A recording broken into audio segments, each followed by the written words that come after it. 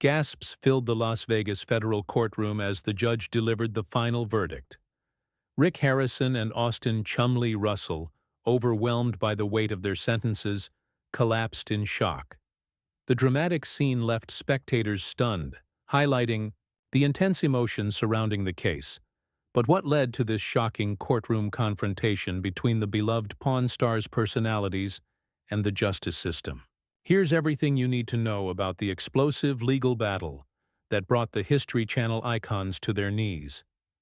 Harrison and Russell were widely regarded as two of the most influential figures in reality television, celebrated for their contrasting personalities, historical knowledge, and unparalleled ability to bring authenticity to every episode of History Channel's hit show Pawn Stars. Their careers, spanning over a decade on television, included iconic moments such as high-stakes negotiations, historical discoveries, and memorable interactions that captivated millions of viewers worldwide. However, their legacy extends far beyond their television achievements. Their influence on the collectibles market, their contributions to popularizing history, and their deliberate decision to build a tourist empire in Las Vegas all paint a picture of entrepreneurs who transformed a family pawn shop into a global phenomenon. Harrison's television career was built on a foundation of sharp business acumen, historical expertise, and an unwavering commitment to the deal. Despite facing early skepticism about the show's concept, he refused to let doubters define him.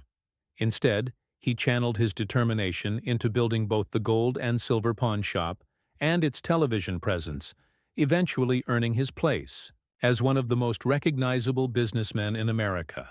His performances earned him critical acclaim, solidifying his status as a shrewd but fair face of the pawn industry. What set Harrison apart was his ability to educate viewers about historical artifacts with a depth and accessibility that resonated deeply with audiences across demographics.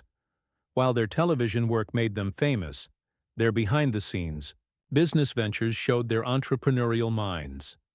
After building their personal brands through the show, they diversified with restaurants, retail stores, and personal appearances that made them millions. Money that would later become central to the legal war that threatened to permanently destroy their carefully constructed empire. The aftermath of Pawn Stars' success saw both the legitimate business and alleged criminal enterprise take dramatically different paths. The gold and silver pawn shop's trajectory skyrocketed after the show's debut, becoming one of Las Vegas's most popular tourist destinations, with millions of visitors annually. Their careful approach to merchandising, coupled with strong brand recognition, positioned them as resilient symbols of American entrepreneurship. Meanwhile, federal investigators faced immediate challenges. The complex network of transactions, spanning multiple states and business entities, initially presented formidable obstacles.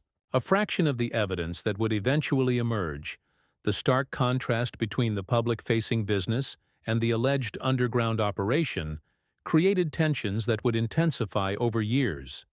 "We built this business on knowledge and fair deals," Harrison frequently told reporters during the early investigation. "But scrutiny makes you stronger. I was determined to cooperate fully, especially when the allegations seemed so disconnected from our actual operations." This determination fueled a methodical and increasingly public approach to their defense. While many targets of federal investigations might have avoided comment entirely, Harrison and Russell maintained careful transparency about the process while asserting their innocence. Press conferences discussing the investigation's impact on their business gained sympathetic coverage, establishing them as victims of overzealous prosecution. The early 2020s saw the contrast between public support and mounting evidence intensify, as both reached new levels. Fan campaigns proclaiming their innocence gained millions of followers, while prosecutors quietly assembled financial records that painted an increasingly troubling picture of a sophisticated criminal enterprise operating behind a legitimate pawn business. Behind the scenes, however, Harrison and Russell struggled with the accelerating legal pressure that threatened to expose their alleged operation problems. Their legal team addressed them with increasingly complex strategies, facing allegations so contrary to our public image has been devastating, Harrison admitted in a rare candid interview. We turned to what we know best, transparency and facts, and hoped it would be enough. This public defense contrasted sharply with the prosecution's increasingly focused operation. By 2022, the gap between public persona and alleged criminal activity had become enormous. While supporters maintained belief in their innocence, federal prosecutors had assembled a case involving over $15 million in illegal transactions and elaborate schemes to launder money through the pawn shop that would soon become public in the most dramatic way possible. What finally triggered the criminal charges after years of investigation was a discovery during a 2022 audit of previously sealed financial records by forensic accountant Thomas Richards. I found these sophisticated transaction patterns in their business accounts, Richards explained in a congressional hearing that quickly made rounds among financial crime experts. You can clearly see systematic efforts to move illicit funds with resources flowing to the legitimate business, specifically designed to conceal their origins. The financial records became a major topic in legal circles, with law enforcement agencies analyzing the complex web of transactions between the pawn shop and various shell companies. A week later, prosecutors revealed documents that estimated the operation had laundered approximately $15.7 million with elaborate structures designed to conceal the activity for years. These weren't simple accounting errors, the lead prosecutor told the grand jury. These structures required deliberate planning and maintenance over many years, with both Harrison and Russell playing key roles. This mounting evidence revealing an alleged pattern of financial crimes seemed to be the final catalyst. Within weeks, federal prosecutors assembled a case and filed multiple charges against Harrison and Russell, including money laundering, conspiracy, and racketeering, which carry potential life sentences if convicted on all counts. The charges weren't just about money. These allegations represented a fundamental challenge to their core public image, that of honest businessmen whose knowledge and fair dealing had made them television icons. The legal action sent shockwaves through the entertainment industry, with experts calling it potentially the most significant case involving reality television personalities in history. Court filings reveal startling details about the alleged criminal enterprise operating behind the pawn shop. Internal communications from 2018 showed that multiple associates had actually warned about potential exposure. However, concerns about maintaining their public image led to a calculated decision. Current structure presents unacceptable detection risk, read one confidential document, recommending immediate reorganization before proceeding with additional transactions. Day one of the trial set the tone as Harrison and Russell entered the courtroom.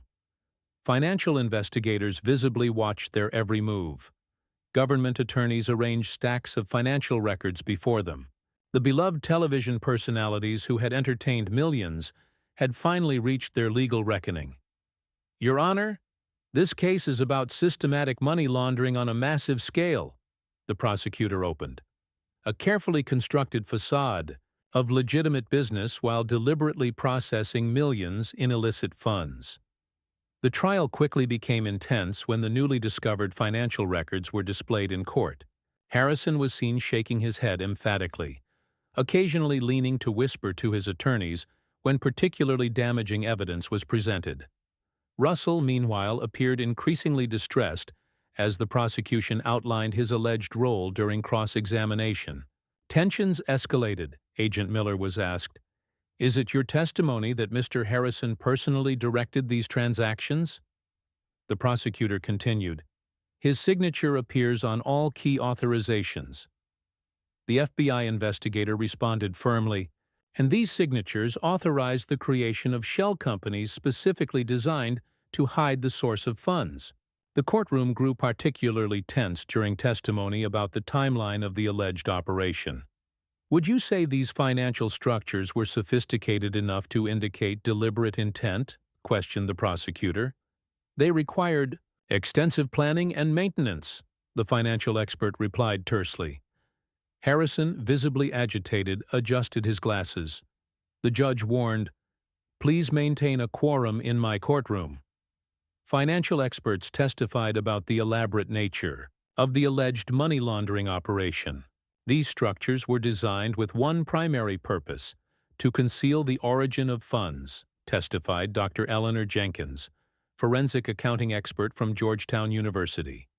The multiple layers of transactions serve no legitimate business purpose. The defense focused on a legitimate aspect of their business and the potential misunderstanding of complex financial arrangements, arguing that they relied on professional advisors and had no criminal intent.